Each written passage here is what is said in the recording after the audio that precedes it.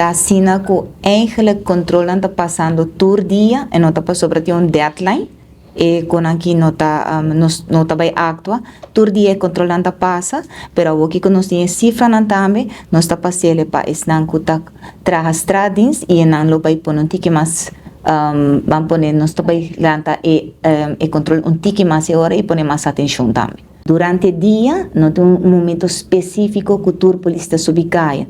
E cada 2 horas, mas nós temos sempre, nós temos patrulha na cuta sali, que me 24/7, polícia está available, está riba caia, e não de controlar tanto uma lugar. Não tem um dia específico, não tem horário específico. Ora nós está sali, nós está para um auto, nós está controlar o auto. Depende portanto, em grupo chiquito tabisa e não, a que não está para tanto auto, não está para tal caminho, não está para fazer um controle chiquito. Então, esta passa durante full um dia, então não tem um momento específico, não tem um opdracht boni, esta nós parte de nosso trabalho, uma vez que nós está para o veículo mesmo tem tudo o papel na ordem, de seguro, rijbewijs, keuring e também é parte de belasting. Isso é para nós muito importante. Nós temos no central, onde nós temos update na todo viajador do departamento de belasting, na onde comanico para um auto de via polícia por controlar se o número está pagar e nós por WAC também desde que tempo e não está pagar. Então, a maioria via manico senhora Romano Bissacabo botar belasting de 2023 ainda não paga.